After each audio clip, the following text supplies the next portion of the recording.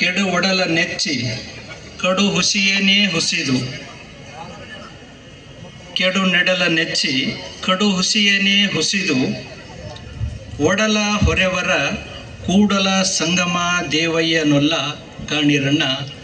ಕೂಡಲ ಸಂಗಮ ದೇವಯ್ಯ ನೊಲ್ಲರನ್ನ ಕಾಣಿರಣ್ಣ.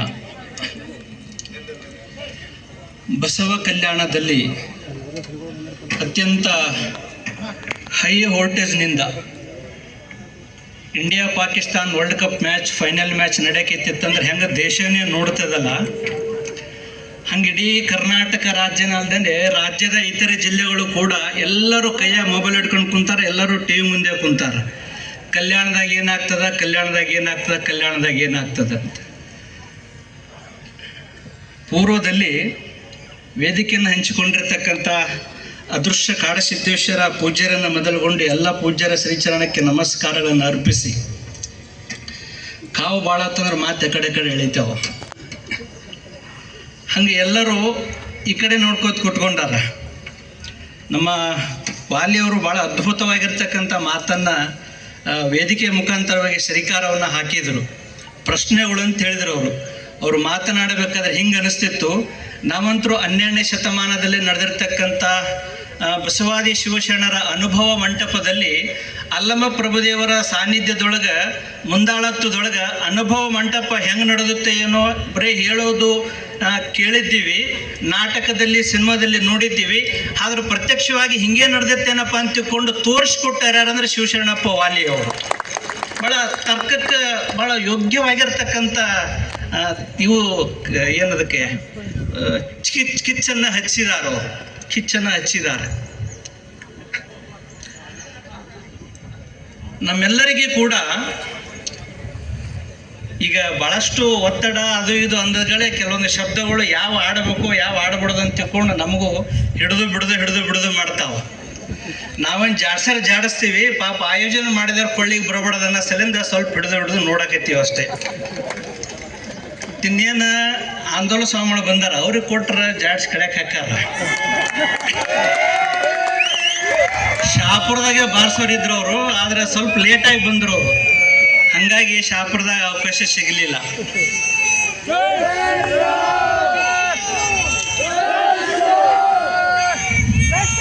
ಅಣ್ಣ ನನಗೆ 10 ನಿಮಿಷ ಕೊಟ್ಟಾರ, 10 ನಿಮಿಷ ಕೊಟ್ರ ಅಣ್ಣ, 10 ನಿಮಿಷ ಕೊಟ್ಟಾರ. ಅದ್ರ ನೀನ 2 ನಿಮಿಷ ನುಂಗಿದೆ ಅಂದ್ರೆ ನನಗೆ ಹೊಡೆತು ಬೀಳ್ತೈತಿ, ಮತ್ತು ಗ್ಯಾರಂಟಿ ರೊಕ್ಕ ಓದಕ್ಕಾಗತ್ತದ ಬೇಡ. ಕೆಲವು ಮಂದಿಗೆ ಹಿಂದೂ ಅಂದ್ರ ಕೂದಲ ಒದರಾಕತ್ತಾವ, ಕೆಲವು ಮಂದಿಗೆ ಹಿಂದೂ ಅಂದ್ರ ನಿದ್ದೆ ಬರೋವಲ್ದು, ಕೆಲವು ಮಂದಿಗೆ ಹಿಂದೂ ಅಂದ್ರ ಊಟ ಹೋಗೋವಲ್ದು, ಕೆಲವು ಮಂದಿಗೆ ಹಿಂದೂ ಅಂದ್ರ ಉಂಡದ್ದು ಕರಗವಲ್ದು, ಕೆಲವು ಮಂದಿಗೆ ಹಿಂದೂ ಅಂದ್ರ ಕಣ್ಣು ಕೆಂಪಗಾಗಕತ್ತಾವ. ಇತಿಹಾಸದೊಳಗೆ ಒಂದು ಕಾಲದಾಗ ನೋಡಿದ್ವಿ ನಾವು, ಇದೇ ಬಸವ ಕಲ್ಯಾಣದೊಳಗೆ ಬಿಜ್ಜಳ ಮಹಾರಾಜನ ವಿಘಟನಕಾರಿ ಆದೇಶದಿಂದ ಎಲ್ಲ ಬಸವಾದಿ ಶರಣರನ್ನ ಈ ಪುಣ್ಯ ಭೂಮಿಯಿಂದ ಅವರೆಲ್ಲರನ್ನ ಹೊರಗಟ್ಟಿದ್ರು ಅಂತಕ್ಕಂಥ ಇತಿಹಾಸದ ಆ ಕರ್ಕಶ ಘಟನೆಗಳನ್ನು ನಾವೆಲ್ಲರೂ ಓದಿದ್ದೀವಿ. ಅದೇ ಇವತ್ತು ಇದೇ ಬಸವ ಕಲ್ಯಾಣದೊಳಗೆ ಇದೇ ಪವಿತ್ರ ಭೂಮಿಯೊಳಗೆ ಹಿಂಗಾಗಕತ್ತದ ಅಂತ ಬಸವಾದಿ ಶಿವಶರಣರ ತತ್ವ ಆದರ್ಶಗಳನ್ನ ಇಡೀ ಸಮಾಜದ ತುಂಬ ಹಗಲು ರಾತ್ರಿ ಯಾರು ಬಿತ್ತರಿಸಕತ್ತಾರಲ್ಲ ಅವರು ಬಸವನಾಡಿಗೆ ಬಸವ ಕಲ್ಯಾಣಕ್ಕೆ ಬರ್ತಾರಂದ್ರ ಒಂದಿಷ್ಟು ಮಂದಿ ಬೇಡ ಅಂತ ತಿಳ್ಕೊಂಡು ಅವರು ವಿರೋಧ ಮಾಡಾಕತ್ತಾರ. ಇದು ಅಂತ ಇತಿಹಾಸ ನೋಡ್ರಿ. ಅವಾಗ ರಾಜರ ಕಾಲದಾಗ ಆಡಳಿತ ಇತ್ತು, ಈಗ ಪ್ರಜಾಪ್ರಭುತ್ವದಲ್ಲಿ ಈ ರೀತಿಯಾಗಿರ್ತಕ್ಕಂತಹ ಘಟನೆಗಳು ಘಟಿಸ್ತಾ ಇದ್ದಾವೆ. ಕಾರಣ ಇಷ್ಟೇ, ಹಿಂದೆಲ್ಲ ಸಭೆಯದೊಳಗೆ ಭಾಳ ಸಲ ಹೇಳಿದ್ದೀನಿ ನಾನು, ಹಿಂದೂ ಅಂದ್ರೆ ಹಿಂದುತ್ವ ಅಂದ್ರೆ ಹಿಂದೂಸ್ತಾನ್ ಅಂದ್ರೆ ಮೊಟ್ಟ ಮೊದಲ ಬಾರಿಗೆ ಇಡೀ ಜಗತ್ತಿಗೆ ಅನ್ನವನ್ನ ಕೊಟ್ಟಿರ್ತಕ್ಕಂಥ ಭೂಮಿ ಯಾವುದಾದ್ರೂ ಇದ್ರೆ ಅದು ಹಿಂದೂಸ್ತಾನ. ಮೊಟ್ಟ ಮೊದಲ ಬಾರಿಗೆ ಜಗತ್ತಿಗೆ ಅಕ್ಷರವನ್ನು ಕೊಟ್ಟಿರ್ತಕ್ಕಂಥ ಯಾವುದಾದ್ರೂ ಭೂಮಿ ಇದ್ರೆ ಅದು ಭಾರತ ಭೂಮಿ, ಅದು ಹಿಂದೂ ದೇಶ, ಅದು ಹಿಂದೂ ಸಂಸ್ಕೃತಿಯ ಋಷಿಮುನಿಗಳು ಇಡೀ ಜಗತ್ತಿಗೆ ಮೊಟ್ಟ ಮೊದಲ ಬಾರಿಗೆ ಬಟ್ಟಿ ತೊಡುವುದನ್ನ, ಬಟ್ಟಿ ತಯಾರಿ ಮಾಡುವುದನ್ನ, ಬಟ್ಟಿಯನ್ನ ಬೆಳೆಯುವುದನ್ನ ಕಲಿಸಿಕೊಟ್ಟಿರ್ತಕ್ಕಂಥ ನಾಡು ಭೂಮಿ ಯಾವುದಾದ್ರೂ ಇದ್ರೆ ಅದು ಭಾರತ ದೇಶ. ಅದು ನಮ್ಮ ದೇಶದ ಋಷಿಮುನಿಗಳು ನಮಗೆ ಕಲಿಸಿಕೊಟ್ಟಿರ್ತಕ್ಕಂಥದ್ದು. ನಾವು ಹೆಂಗ್ ಉಣಬೇಕು, ಯಾವಾಗ ಉಣಬೇಕು, ಎಲ್ಲಿ ಉಣಬೇಕು, ಹೆಂಗ್ ಉಂಡ್ರೆ ನಾವು ಚಲೋ ಇರ್ತೀವಿ, ನಮ್ಗೆ ಏನ್ ತಿಂದ್ರೆ ರೋಗ ಬರ್ತದ, ನಮ್ಗೆ ಏನ್ ತಿಂದೈತೆ ರೋಗ ಬರಂಗಿಲ್ಲ ಅನ್ನೋದನ್ನ ಕಲಿಸಿಕೊಟ್ಟಿರ್ತಕ್ಕಂಥ ಮೊಟ್ಟ ಮೊದಲ ಭಾರತ ದೇಶ ಅದು ನಮ್ಮ ಋಷಿಮುನಿಗಳು. ಇಷ್ಟೇ ಅಲ್ಲ, ಯಾವಾಗ ಹುಣ್ಣಿಮೆ ಇರ್ತದ, ಯಾವಾಗ ಅಮಾಸೆ ಬರ್ತದ, ಮತ್ತೆ ಯಾವಾಗ ಗ್ರಹಣ ಬರ್ತದ, ಯಾವ ಗ್ರಹಗಳು ಎಷ್ಟೆಷ್ಟು ಅಂತರದಿಂದ ಸಂಚಾರವನ್ನು ಮಾಡಕತ್ತಾವ, ಯಾವ ಗ್ರಹಗಳು ಎಷ್ಟು ವೇಗದಿಂದ ಸಂಚಾರ ಮಾಡಕತ್ತಾವ, ಈ ಭೂಮಿಯಿಂದ ಚಂದ್ರನ ಆದಿ ಮಾಡಿಕೊಂಡು ಸೂರ್ಯನವರೆಗೂ ಯಾವ ಗ್ರಹಗಳು ಎಷ್ಟೆಷ್ಟು ದೂರ ಅದಾವ, ಅವುಗಳು ನಮಗೆ ಈ ಭೂಮಿ ಮೇಲೆ ಇರ್ತಕ್ಕಂಥವ್ರಿಗೆ ಏನೇನು ಕೊಡಕತ್ತಾವ ಅಂತಕ್ಕಂಥ ಸತ್ಯವನ್ನ ಮೊಟ್ಟ ಮೊದಲ ಬಾರಿಗೆ ಇಡೀ ಜಗತ್ತಿಗೆ ತೋರಿಸಿಕೊಟ್ಟಿರ್ತಕ್ಕಂಥ, ಹೇಳಿಕೊಟ್ಟಿರ್ತಕ್ಕಂಥ ಅಂತ ಜ್ಞಾನವನ್ನ ನೀಡಿರ್ತಕ್ಕಂಥ ದೇಶ ಯಾವುದಂದ್ರೆ ಅದು ಭಾರತ ದೇಶ. ಭಾರತ ದೇಶದ ಋಷಿಮುನಿಗಳು ಅದು ನಮ್ಮ ಹಿಂದೂ ಸಂಸ್ಕೃತಿಯ ಋಷಿಮುನಿಗಳು. ಇವತ್ತಿಗೂ ಕೂಡ ನಾವೆಲ್ಲ ಮುಂದುವರೆದಿದ್ದೀವಿ. ಟೆಕ್ನಾಲಜಿ ಬಹಳ ಬೆಳೆದಿದೆ ಅಂತ ತಿಳ್ಕೊಂಡು ಹೆಮ್ಮೆ ತಟ್ಕೊಂಡು ಆ ಏನೇನೋ ವಿಜ್ಞಾನಿಗಳ ಹೆಸರುಗಳನ್ನ ಹೇಳ್ತೀವಲ್ಲ, ಸ್ವಲ್ಪ ವಿಚಾರ ಮಾಡಿರ್ತಮ್ಮ. ಇವತ್ತಿಗೆ ಅತ್ಯಂತ ಫಾಸ್ಟ್ ಆಗಿ ಬಂದಿರತಕ್ಕಂಥದ್ದು ಏನಂದ್ರೆ ಟೆಸ್ಟ್ ಟು ಬೇಬಿ ಅಂತ ತಿಳ್ಕೊಂಡು ಹೇಳ್ತಾರಲ್ಲ, ಕೃತಕ ಮಗುವನ್ನ ತಯಾರಿಸೋದು. ಹೌದಲ್ರಿ? ಯಾರಿಗೆ ತಂದೆ ತಾಯಿ ಮಕ್ಕಳಾಗಂಗಿಲ್ಲ, ಏನೇ ಮಾಡಿದ್ರು ಮಕ್ಕಳಾಗಂಗಿಲ್ಲ, ಬಹಳ ದೊಡ್ಡ ಪ್ರಮಾಣದ ದೋಷ ಇರ್ತದೆ ಅವರಿಗೆ ಕೃತಕವಾಗಿ ಮಗುವನ್ನು ತಯಾರು ಮಾಡ್ತಾರ. ಹೌದಿಲ್ಲ? ಇದು ಈಗ ವಿಜ್ಞಾನದಿಂದ ಅತ್ಯಂತ ದೊಡ್ಡ ಪ್ರಮಾಣದ ಆವಿಷ್ಕಾರ ಅಂತ ತಿಳ್ಕೊಂಡು ನಾವೆಲ್ಲರೂ ಹೇಳ್ತೀವಿ. ಹೌದಾ? ಒಂದು ಮಾತು ನೆನ್ಪಿಟ್ಟುಕೊಳ್ರಿ, ಇದು ಒಂದೇ ಉದಾಹರಣೆ ಹೇಳ್ತೀನಿ ನಾನು. ಒಂದು ಮಾತು ನೆನ್ಪಿಟ್ರೆ, ಈ ಪ್ರಯೋಗವನ್ನ, ಈ ಸತ್ಯವನ್ನ ಮಹಾಭಾರತದೊಳಗ ಅವಾಗ ಮಾಡಿಬಿಟ್ಟಾರ. ಮಂತ್ರದಿಂದ ಪಾಂಡವರು ಹುಟ್ಟಿದ್ರು, ಮಂತ್ರದಿಂದ ಕೌರವರು ಹುಟ್ಟಿದ್ರು. ಅವ್ರು ಎದರಲ್ಲಿ ಇಟ್ಟಿದ್ರು ಆ ಮಂತ್ರ ಶಕ್ತಿಯನ್ನ? ಈಗೇನು ಟೆಸ್ಟ್ ಬೇಬಿ ಅಂತ ತಿಳ್ಕೊಂಡು ಏನು ತಯಾರು ಮಾಡ್ತಾರಲ್ಲ, ಈ ಪ್ರಯೋಗವನ್ನ ನಮ್ಮ ಭಾರತ ದೇಶದಲ್ಲ ನಮ್ಮ ಋಷಿ ಮುನಿಗಳು ಮಂತ್ರ ಶಕ್ತಿಯಿಂದ ಸಾವಿರಾರು ವರ್ಷಗಳ ಹಿಂದೆ ಮಾಡಿ ತೋರಿಸಿರ್ತಕ್ಕಂಥ ಕೀರ್ತಿ ಯಾರಿಗಾದ್ರಿದ್ರೆ ಅದು ನಮಗೆ ಭಾರತ ದೇಶಕ್ಕೆ ಬರ್ತದೆ. ಮೊಟ್ಟ ಮೊದಲ ಬಾರಿಗೆ ಜಗತ್ತಿಗೆ ಆಪರೇಷನ್ ಮಾಡಿ ಚಿಕಿತ್ಸೆ ಮಾಡುವುದನ್ನು ತೋರಿಸಿಕೊಟ್ಟಿರ್ತಕ್ಕಂಥ ಕೀರ್ತಿ ನಮ್ಮ ಭಾರತ ದೇಶಕ್ಕೆ ಬರ್ತದೆ. ಇಷ್ಟೆಲ್ಲ ಸಿರಿವಂತಿಗೆ ಇರ್ತಕ್ಕಂಥ ನಾಡಿನ ಜ್ಞಾನವನ್ನ, ಆಧ್ಯಾತ್ಮಿಕ ಸಾಹಸವನ್ನ, ಆಧ್ಯಾತ್ಮಿಕ ಜ್ಞಾನವನ್ನ ನಿರಂತರವಾಗಿ ನಾಡಿನ ತುಂಬೆಲ್ಲ ಹಗಲಿರುಳು ಯಾರು ಹಂಚುತ್ತಾ ಇದ್ದಾರೆ ಅಂದ್ರೆ ಅದು ಕನ್ನೇರಿ ಮಠದ ಅದೃಶ್ಯ ಕಾಡಸಿದ್ದೇಶ್ವರ ಅಪ್ಪರು ನಮಗೆ ಹಂಚಕತ್ತಾರ. ಕೆಲವು ದಿವಸ ಹಿಂದೆ ಓದ್ತಿದ್ದೆ ನಾನು, ಈ ದೇಶ ಕಂಡ ಅತ್ಯಂತ ಶ್ರೇಷ್ಠ ತತ್ವಜ್ಞಾನಿಗಳಲ್ಲಿ ಒಬ್ಬರಾಗಿರ್ತಕ್ಕಂಥ ರಜನೀಶನಿಗೆ ಬೇರೆ ಬೇರೆ ದೇಶಗಳೊಳಗೆ ರಜನೀಶ ಹೋಗ್ತಾನಂದ್ರೆ ಅಲ್ಲಿ ದೇಶದವ್ರಿಗೆ ಎಲ್ಲರಿಗೂ ಟುಕು ಶುರುವಾಗ್ತಿತ್ತಂತ. ಅಮೆರಿಕಾ, ಬ್ರಿಟನ್, ಜರ್ಮನ್, ಫ್ರಾನ್ಸ್ ಇವರೆಲ್ಲರಿಗೂ ಕೂಡ. ಯಾಕಂದ್ರೆ ಈ ಪುನಾತ್ಮ ಬಂದಂದ್ರೆ ನಮ್ಮವರೆಲ್ಲರನ್ನ ಬದಲೇ ಮಾಡಿಕೊಂಡು ಭಾರತ ದೇಶದ ಜ್ಞಾನ ಸಂಪತ್ತವನ್ನು ಅವರಿಗೆಲ್ಲ ತಿಳಿಸಿ ಕೆಲವು ದಿನಗಳಲ್ಲಿ ಅವರೆಲ್ಲರನ್ನ ಭಾರತೀಯರನ್ನಾಗಿ ಮಾಡ್ತಾನಪ್ಪ. ಅದಕ್ಕೆ ಅವ್ರಿಗೆ ಟುಕು ಶುರುವಾಗ್ತಿತ್ತಂತೆ. ಅದಕ್ಕೆ ಆ ದೇಶಗಳು ರಜನೀಶ್ ಅವರಿಗೆ ಬರಲಿಕ್ಕೆ ಸಾಕಷ್ಟು ನಿಬಂಧನೆಗಳಾಗ್ತಿದ್ವಂತೆ. ಈಗ ಹೆಂಗೆ ನಮ್ಮ ಕನ್ಯಾರಪ್ಪರಿಗೆ ಹಾಕ್ಯಾರಲ್ಲ ಹಂಗೆ ನನಗೆ ಹೀಗೆ ಅನ್ಸಕತ್ತು. ಅವಾಗ ರಜನೀಶನಿಗೆ ಬೇರೆ ಬೇರೆ ದೇಶದವ್ರಿಗೆ ಹಿಂಗೆ ಟುಕು ಶುರುವಾಗಿ ಹಾಕಕತ್ತಿದ್ರು. ಕನ್ಯಾರಪ್ಪರು ಹಿಂಗೆ ಈಗ ನಿಬಂಧನೆಗಳ ಹಾಕ್ಸಕತ್ತಾರಂತಂದ್ರೆ ಇವ್ರಿಗೂ ಸೇಮ್ ಟು ಸೇಮ್ ಟುಕು ಶುರುವಾಗ್ಯದ ಅಂತ ತಿಳ್ಕೊಂಡು ನನಗೆ ಅನ್ಸಕತ್ತ. ಸೇಮ್ ಟು ಸೇಮ್ ಟುಕು ಶುರುವಾಗ್ಯದ. ಯಾಕೆ ಕನ್ಯಾರಪ್ಪರನ್ನ ಇವರಿಷ್ಟಕ್ಕೊಂದು ವಿರೋಧ ಮಾಡ್ತಾರೆ? ಇದಕ್ಕೆ ಇತ್ತೀಚೆಗೆ ಶುರುವಾಗಿರ್ತಕ್ಕಂಥದ್ದೇ ವೀರಶೈವ ಮತ್ತು ಲಿಂಗಾಯತ ಬೇರೆ ಬೇರೆ ಅಂತಕ್ಕಂಥ ಒಂದು ನೆಲೆಗಟ್ಟಿನಿಂದ. ಒಂದು ಸತ್ಯವನ್ನು ನಿಮ್ಮೆಲ್ಲರ ಮುಂದೆ ಹೇಳ್ಕೊಳ್ಳಿಕ್ಕೆ ನಾನು ಇಚ್ಛೆ ಪಡ್ತೇನೆ. 30 ಮಂದಿ ಶಿವಶರಣರು 142 ವಚನಗಳಲ್ಲಿ 30 ಮಂದಿ ಶಿವಶರಣರು 142 ವಚನಗಳಲ್ಲಿ 221 ಬಾರಿ 221 ಕಡೆ ವೀರಶೈವ ಅಂತಕ್ಕಂಥ ಪದವನ್ನ ವಚನಗಳಲ್ಲಿ ರಚನೆ ಮಾಡಿದ್ದಾರೆ.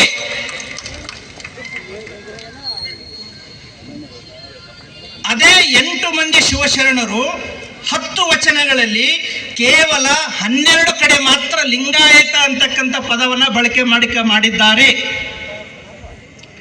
ಇನ್ನೊಂದು ಬ್ರಹ್ಮಸತ್ಯ ಏನಂದ್ರೆ ಬಸವಣ್ಣನವರು 3 ಕಡೆ ವೀರಶೈವ ಅಂತಕ್ಕಂಥ ಪದವನ್ನ ಬಳಕೆ ಮಾಡಿದ್ದಾರೆ. ಬಸವಣ್ಣನವರು ಇಡೀ ತಮ್ಮ ವಚನಗಳಲ್ಲಿ ಎಲ್ಲಿಯೂ ಕೂಡ ಲಿಂಗಾಯತ ಅಂತಕ್ಕಂಥ ಪದನ ಬಳಕೆ ಮಾಡಿಲ್ಲ. ಇಷ್ಟೆಲ್ಲಾ ಕಣ್ಮುಂದೆ ನಮಗೆ ಕನ್ನಡಿ ರೂಪ ಒಳಗೆ ಸತ್ಯ ಇರುವಾಗ ಲಿಂಗಾಯತರು ಬೇರೆ ವೀರಶೈವರು ಬೇರೆ ಅಂತ ತಿಳ್ಕೊಂಡು ನಮ್ಮ ಕಣ್ಣು ಮುಂದೆ ಹೊಡೆದಾಕ್ಬಿಟ್ರಲ್ಲ, ನಮ್ಮ ಕಣ್ಣು ಮುಂದೆ ಹೊಡೆದಾಕ್ಬಿಟ್ರಲ್ಲ. ಎಂಥ ದುರಂತ ಇದು. ಇದನ್ನು ಮನಗೊಂಡು ಇದನ್ನ ತಡಿಬೇಕಂತ ತಿಳ್ಕೊಂಡು ಕನ್ಯಾರಪ್ಪರು ಉಗ್ರವಾಗಿರ್ತಕ್ಕಂಥ ಹೆಜ್ಜೆಯನ್ನ ಇಡ್ಲಿಕ್ಕೆ ಪ್ರಾರಂಭ ಮಾಡಿದರು.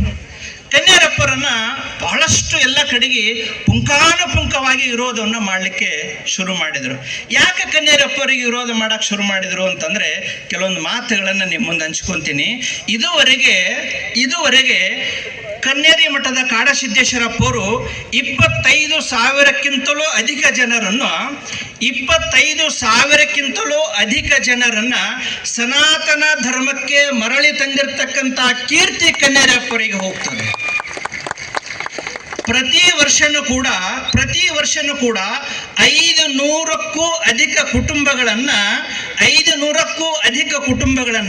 ಸನಾತನ ಧರ್ಮಕ್ಕೆ ಮರಳಿ ತರ್ತಕ್ಕಂಥ ನಿರಂತರ ಕೆಲಸ ಯಾರು ಮಾಡ್ತಾ ಇದ್ದಾರೆ ಅಂತಂದ್ರೆ ಕನ್ನೇರಿಯಪ್ಪರು ಮಾಡಾಕತ್ತಾರೆ. 28 ಶ್ರೇಷ್ಠ ಗೋತಳಿಗಳನ್ನ ಅಂತ 28 ಶ್ರೇಷ್ಠ ಗೋವನ್ನು ಹೊಂದಿರತಕ್ಕಂಥ ಆ ತಳಿಗಳನ್ನ ಅಂಥವು 2,000 ಗೋಗಳನ್ನ ಅನೇಕ ಗೋಶಾಲೆಗಳನ್ನ ನಿರ್ಮಾಣ ಮಾಡಿ ಸಂರಕ್ಷಣೆಯೊಂದಿಗೆ ಅತ್ಯಂತ ಸಮೃದ್ಧಿಯಾಗಿ ಆ ಗೋತಳಿಗಳನ್ನ ಬೆಳೆಸ್ತಾ ಇದ್ದಾರೆ ಕನ್ನೇರಪ್ಪರು. ಅದಕ್ಕೆ ಅವರು ವಿರೋಧ ಮಾಡಾಕತ್ತಾರೆ. ಅಕ್ಷರ ಮತ್ತು ಅನ್ನ ಈ ಭೂಮಿಯೊಳಗೆ ಎಂದೂ ಮಾರಾಟ ಆಗಿದ್ದಿಲ್ಲ. ಈಗ ಅಕ್ಷರ ಮತ್ತು ಅನ್ನ ಇವೆರಡೂ ಕೂಡ ಮಾರಾಟ ಮಾಡುವಂತ ಒಂದು ದೊಡ್ಡ ವಿಕೃತಿ ಸಂಸ್ಕೃತಿ ಮಠಮಾನ್ಯಗಳು ಮಾಡ್ತಾ ಇದ್ದಾವೆ. ಹಲವು ಸಂಘ ಸಂಸ್ಥೆಗಳು ಮಾಡ್ತಾ ಇದ್ದಾವೆ. ಹಾಗಾಗಿ ಅನ್ನವನ್ನ ಎಂದೂ ಕೂಡ ಮಾರಬಾರದು ಅಂತಕ್ಕಂಥ ಒಂದು ಶ್ರೇಷ್ಠ ಚಿಂತನೆಯನ್ನ ಇಟ್ಟುಕೊಂಡು ಅದಕ್ಕಾಗಿ ಪೂಜ್ಯರು ಹಗಲಿರುಳು ಅದಕ್ಕೊಂದು ಗಟ್ಟಿಯಾಗಿರ್ತಕ್ಕಂಥ ಹೆಜ್ಜೆಯನ್ನ ಇಟ್ಟರು. ಅದಕ್ಕೆ ಅವರನ್ನ ವಿರೋಧ ಮಾಡ್ತಾ ಇದ್ದಾರೆ. ನಿಮ್ಮ ಸುತ್ತಮುತ್ತ ಇರ್ತಕ್ಕಂಥ ಸಾಕಷ್ಟು ಮಂದಿ ಮಠಾಧೀಶರು ದೊಡ್ಡ ಶಿಕ್ಷಣ ಸಂಸ್ಥೆಗಳನ್ನು ಕಟ್ಟಿ ಲಕ್ಷ ಬರ್ತಕ್ಕಂಥ ಡೊನೇಷನ್ ತಗೋತಕ್ಕಂಥ ಶಿಕ್ಷಣ ಸಂಸ್ಥೆಗಳನ್ನು ಕಟ್ಟಿದ್ದಾರೆ. ಅದರಿಂದ ಯಥೇಚ್ಛವಾಗಿ ಬೆಳೀತಾ ಇದ್ದಾರೆ. ಯಾರಾದರೂ ಬಡವರು ಹೋದ್ರೆ, ಆ ಪ್ರತಿಭಾವಂತ ಮಕ್ಕಳು ಹೋದ್ರೆ ಇವ್ರದೊಂದು ಕಿರಿಕಿರಿ ಆಗ್ತದೆ, ಯಾಕೆ ಕಿರಿಕಿರಿಪ್ಪ ಅಂತ ತಿಳ್ಕೊಂಡು ಅವ್ರ ಸಲಿಂದ ಒಂದು ಪ್ರತ್ಯೇಕವಾಗಿ ಸಂಸ್ಥೆಯನ್ನು ಮಾಡಿಬಿಟ್ಟಿದ್ದಾರೆ. ಚಲೋ ರೊಕ್ಕ ಕೊಡೋರಿಗೆ ಒಂದು ಸಂಸ್ಥೆ ಬೇರೆ, ಏನು ರೊಕ್ಕ ಕೊಡಲಾರದೆ ಬಡವರು ಇರ್ತಾರಲ್ಲ, ಪ್ರತಿಭಾವಂತರು ಇರ್ತಾರಲ್ಲ, ಯೋಗ್ಯತೆ ಇದ್ದಾರೆ ಇರ್ತಾರಲ್ಲ, ಅವರಿಗೊಂದು ಸಂಸ್ಥೆ ಬೇರೆ ಮಾಡಿಬಿಟ್ಟಾರೆ. ಇವರೇ ನಮ್ಮ ಸುತ್ತಮುತ್ತ ಇರ್ತಕ್ಕಂಥ ದೊಡ್ಡ ಸ್ವಾಮಿಗಳು. ಇವತ್ತೇ ನಾವೆಲ್ಲ ಭಾಳ ಹೆಮ್ಮೆಯಿಂದ ಹೇಳ್ತೀವಲ್ಲ, ಅವರೇ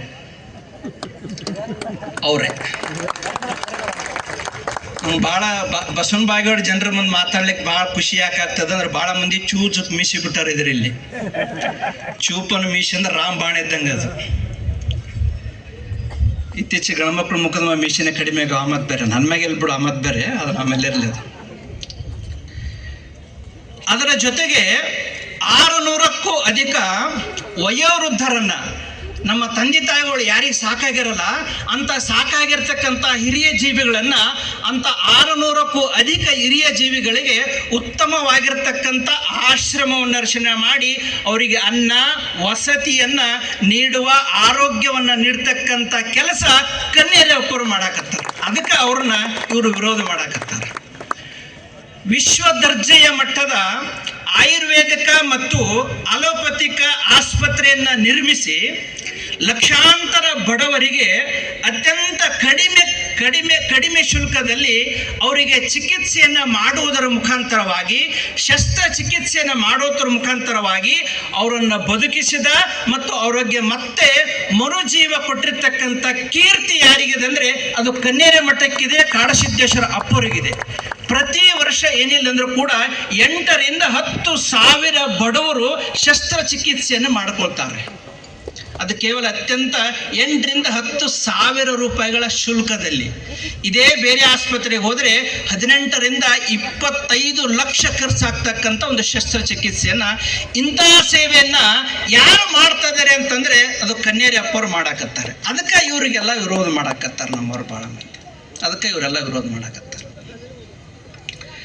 1000ಕ್ಕೂ ಅಧಿಕ ಮಕ್ಕಳುಗಳನ್ನ ದತ್ತು ಪಡೆದುಕೊಂಡು, ನಮ್ಮ ಹೊಟ್ಟೆ ಹುಟ್ಟಿದ ಮಕ್ಕಳೇ ನಮ್ಗೆ ಎಷ್ಟೋ ಸಲ ವಜ್ಜಾಗ್ಯಾವ, ಸಾಕಾಗ್ಯಾವ, ಬೇಸರಾಗಿರ್ತಾವ. ಅಂಥದ್ರೊಳಗೆ ಕಾಡಸಿದ್ದೇಶ್ವರಪ್ಪರು 1000ಕ್ಕಿಂತಲೂ ಹೆಚ್ಚಿನ ಮಕ್ಕಳನ್ನ, ಬಡ ಮಕ್ಕಳನ್ನ ದತ್ತು ಪಡೆದುಕೊಂಡು ಅವರಿಗೆ ಉಚಿತವಾಗಿರ್ತಕ್ಕಂಥ ಊಟ, ಶಿಕ್ಷಣ, ವಸತಿ ನೀಡುವುದರೊಂದಿಗೆ ಮತ್ತು ಅವರು ವಯಸ್ಸಿಗೆ ಬರುವಷ್ಟರಲ್ಲಿ ಅವರು ಮತ್ತೊಂದು ಉದ್ಯೋಗವನ್ನು ಮಾಡುವ ನಿಟ್ಟಿನೊಳಗೆ ಬೆಳಿಬೇಕು, ಹಂಗೆ ಬೆಳೆಸುವಂಥ ಕೆಲಸ ಕನ್ನೇರಿ ಅಪ್ಪರು ಮಾಡಾಕತ್ತಾರೆ. ಹೀಗೆ ಒಂದಲ್ಲ ಎರಡಲ್ಲ 10 ಹಲವು ಅನೇಕ ಮಹಾ ಕೆಲಸಗಳು ಅವರಿಂದ ಆಗ್ತಾ ಇದ್ದಾವೆ ಅಂತ ಒಬ್ಬ ಶ್ರೇಷ್ಠ ಯತಿಗಳು, ಶ್ರೇಷ್ಠ ಪೂಜ್ಯರು ನಾಡಿನ ತುಂಬೆಲ್ಲ ಇತ್ತೀಚೆಗೆ ಏನು ನಮ್ಮ ದೇವಾನುದೇವತೆಗಳನ್ನು ಭಾಳ ಪುಂಗಾನುಪುಂಗವಾಗಿ ಬೈಲಿಕ್ಕೆ ಶುರು ಮಾಡಿದಿರಲ್ಲ, ನಮಗೂ ಭಾಳ ಅನ್ಸಕತ್ತಿತ್ತು ಇವ್ರಿಗೆ ಮುಗ್ದಾಣಿ ಯಾರು ಹಾಕ್ತಾರ ಅಂತ ತಿಳ್ಕೊಂಡು ನಾವು ವಿಚಾರ ಮಾಡಾಕತ್ತಿದ್ವಿ ಭಾಳ. ಆ ಸಮಯದೊಳಗೆ ಕನ್ನೇರಿ ಅಪ್ಪರು ಎದ್ದು ನಿಂತುಕೊಂಡ್ರು, ನಮಗೆ ಓದು ಹುಸುರು ಬಂದಂಗಾಯ್ತು ನಮಗೂ. ಅರೆ, ನಮ್ಮ ದೇವರುಗಳನ್ನ ಬೈದ್ರ ಯಾರು ಟೀಕೆ ಮಾಡಂಗಿಲ್ಲ, ನಮ್ಮ ದೇವರುಗಳನ್ನ ಬೈದ್ರ ಯಾರು FIR ಹಾಕಂಗಿಲ್ಲ, ನಮ್ಮ ದೇವರುಗಳನ್ನ ಬೈದ್ರ ಯಾರು ಅವ್ರಿಗೆ ಬಂಧನ ಹಾಕಂಗಿಲ್ಲ, ಯಾರು ನೋಟಿಸ್ ಕೊಡಂಗಿಲ್ಲ. ನಾವು ಸುಮ್ಮನೆ ಇರಬೇಕು, ಅವ್ರು ಬುದ್ಧಿಜೀವಿಗಳಂತೆ, ಅವ್ರು ಶಾಣ್ಯರಂತೆ, ಅವ್ರು ಕಲ್ತಾರಂತೆ, ಅವ್ರ ನಾಡಿನಾಗೆಲ್ಲ ಭಾಳ ಚಲೋ ಅಂತೆ. ನಾವು ನಮ್ಮ ದೇವ್ರನ್ನ ಯಾಕೆ ಬೈತಿರಪ್ಪ, ನೀವೆಂತ ಕಳ್ರಿ ಅಂತಂದ್ರೆ ನಮಗೆ ನೋಟಿಸ್ ಕೊಡ್ತಾರೆ, ನಮಗೆ ಪ್ರಶ್ನೆ ಮಾಡ್ತಾರೆ, ನಮಗೆ ಇಲ್ಲದ ಒಂದೊಂದು ನಿಬಂಧನೆಗಳು ಹಾಕಕ್ಕೆ ಬರ್ತಾರೆ. ಇದು ಯಾವ ನ್ಯಾಯ ಇರೋದು? ಹಾಗಾಗಿ ಇವತ್ತ ಶಿವಶರಣಪ್ಪರು ಹೇಳಿದ ಹಾಗೆ ಕನ್ನೇರಪ್ಪರದು ಅವ್ರ ಮಾತಿಗೆ ಸ್ವಲ್ಪ ಮೌನ ಕೊಟ್ಟದಕ್ಕೆ ನಮಗೂ ಇಂಥ 1000 ಬಾಯಿಗಳಿಗೆ ತೆಗಿಯಕತ್ತಾವ. ಸುಮ್ಮನೆಗಿದ್ರ ಅತ್ರಾಗ ಹೋಗಿತ್ತು. ಅದೇನಂತಾರಲ್ಲ, ಸುಮ್ ಕುಂದ್ರಲಾರ್ದ ಏನಕ್ಕೆ ಕೆತ್ತಿದ್ನಂತಾರಲ್ಲ, ಹಂಗೆ ಮಾಡ್ಕೊಂಡು ನಮಗೆ ಹಂಗೆ ಮಾತಾಡಿದ್ರೆ ಹಿಂಗೆ ಮಾತಾಡಿದ್ರೆ ಕೋರ್ಟ್ ನೋಟಿಸ್ ಐತೆ, ಭಾಳ ಹುಷಾರಿಂದ ಅವ್ರು ಟೀಕೆ ಮಾಡೋದು ಇವ್ರು ಟೀಕೆ ಮಾಡೋ ಅಂತಂದ್ರು. ಬೆಳಗ್ಗೆ ನಾವು ಲೈನ್ ನೋಡಿದ್ರಿ ನಮ್ಮನ್ನ ಮುಗ್ಗ ಬೈದ್ರಪ್ಪ ಅವ್ರು ಏನಾರ ಮಾಡಿದ್ರೆ, ಏನಾರ ಮಾಡಿದ್ರೆ ಮುಂಚೆನೇ ಬೈದರು. ನಮ್ಮ ಶಾಪುರದಾಗ ಬಂದು ಇದೇ ಟೀಮೇ, ಇದ್ರ ಜೊತೆಗೆ ಒಂದಿಷ್ಟು ಗಣಸ ಮಕ್ಕಳು ಒಂದು ಟೀಮ್ ಇತ್ತು ಬೇರೆ ಅವರು ಜಗ್ಗಾಮುಗ್ಗ ಬಾಯಿ ಬಂದಂಗೆಲ್ಲ ಬೈದರು ನಮಗೆ. ನೀವು ಯಾರು ಏನಾರ ಮಾಡಿದ್ರೆ ನಾವು ಅವ್ರ ತಂಟೆಗೆ ಹೋಗಿಲ್ಲ, ಅವ್ರಿಗೆ ಏನು ನಿಷೇಧ ಅನ್ಸಕ್ಕೆ ಹೋಗಿಲ್ಲ, ಏನಿಲ್ಲ. ನಮ್ಮದು ನಾವು ಹೇಳ್ತೀವಿ, ನಂಬರ್ ನಾವು ಉಳಿಸ್ಕೋತೀವಿ. ಆ ನಿಟ್ಟಿನೊಳಗೆ ಕನ್ನೇರಪ್ಪ ಅವರು ಒಂದು ದೊಡ್ಡ ಹೆಜ್ಜೆ ನಿಟ್ಟಿದ್ದಾರೆ. ಹಾಗಾಗಿ ಅವರ ಜೊತೆಯೊಳಗೆ ನಾವು ಕೂಡ ನಿಂತುಕೊಂಡು ಈ ಭಾರತ ಮಾತೆಯ ಈ ಹಿಂದೂ ಸಂಸ್ಕೃತಿ ಸಂಸ್ಕಾರ ಉಳಿಸುವ ನಿಟ್ಟಿನೊಳಗೆ ನಾವು ಅವ್ರ ಜೊತೆಗೆ ಸನ್ನದ್ಧರಾಗಿದ್ದೀವಿ. ಅವರ ಸೇವೆಯನ್ನು ಪರಿಪಾಲನೆ ಮಾಡುವ ನಿಟ್ಟಿನೊಳಗೆ ಈ ಸಮಾವೇಶವನ್ನು ಆಯ್ಕೆ ಮಾಡಿಕೊಂಡಿರ್ತಕ್ಕಂಥದ್ದು. ನಾಡಿನ ತುಂಬೆಲ್ಲ ಈ ರೀತಿಯಾಗಿರ್ತಕ್ಕಂಥ 10 ಸಮಾವೇಶಗಳು ಮುಂದೆ ಆಗಲಿ ಅಂತಕ್ಕಂಥ ಆಶೆಯನ್ನು ವ್ಯಕ್ತಪಡಿಸಿ ಸಮಯ ಕೊಟ್ಟಿದ್ದಕ್ಕಾಗಿ ಧನ್ಯವಾದಗಳು. ಹೆಚ್ಚಿಗೆ ಸಮಯ ತಗೊಂಡಿದ್ರೆ ಕ್ಷಮಾ ಮಾಡ್ರಿ, ಏನು ಮಾಡೋಕ್ಕಾಗಂಗಿಲ್ಲ.